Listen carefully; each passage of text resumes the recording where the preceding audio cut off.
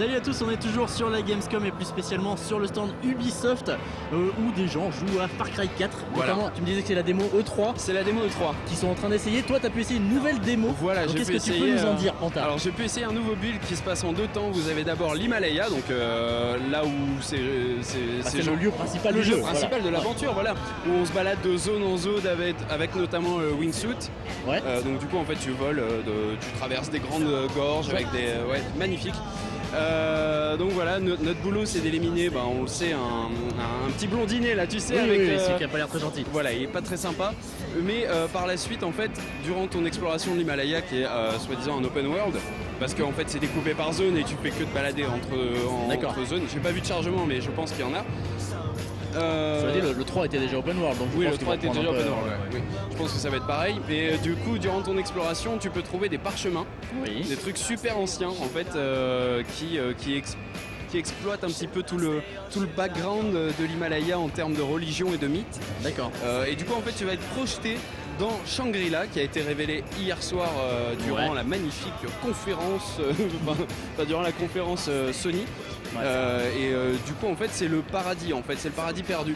En gros, tu vas jouer durant ces phases-là le rôle d'un guerrier qui a été envoyé par son roi pour découvrir le paradis, donc Shangri-La. Sauf qu'en arrivant à Shangri-La, il se rend compte que le paradis est occupé par les démons. Et du coup, ton boulot, ça va être de nettoyer le paradis des démons. Un fusil?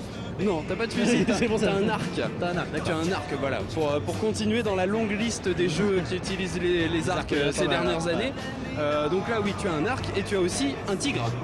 Ah oui, les fameux tigres qui ont l'air surpuissants. Voilà, donc en gros tu vas dire par exemple à ton tigre bute-moi ce type là, et t'as le tigre qui se rue sur lui. Alors t'as plusieurs types d'ennemis qui vont intervenir, t'en as des plus costauds qui doivent être soit tu leur mets un headshot, soit tu envoies ton tigre, il se bagarre contre le tigre et toi t'arrives par derrière et tu le plantes. Voilà, t'as des archers, t'as plein de trucs comme ça, et ton but durant ces mini-sessions à Shangri-La, ça va être de libérer une genre de grande cloche qui va remettre la lumière sur le monde de Shangri-La. Et à partir de là, en fait, tu vas être reprojeté dans l'Himalaya avec de nouvelles habilités. D'accord. Pas de nouvelles capacités, pardon. Donc du coup, en fait, c'est un peu ton moyen de leveler, tu vois. Okay. Avant dans Far Cry 3 tu avais le tatouage, c'est un système par XP où tu gagnais un nouveau tatouage, ça te donnait une nouvelle compétence.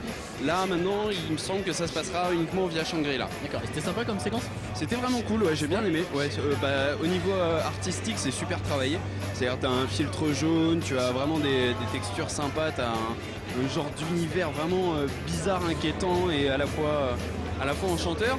Et l'Himalaya c'est plutôt cool. J'ai pas pu voir beaucoup plus que ce qu'on avait vu durant les derniers trailers, mais voilà, j'avais une mission où je devais éliminer un lieutenant de Pac, je ne sais plus comment il s'appelle. Voilà, je suis désolé, c'est le nom du méchant, j'ai un peu de mal pour l'instant. Mais voilà, tu devais éliminer un lieutenant et après on passait dans la démo Shangri-La. Ok. Donc voilà. Merci à toi pour ces sympa. premières impressions sur merci à toi Sangria.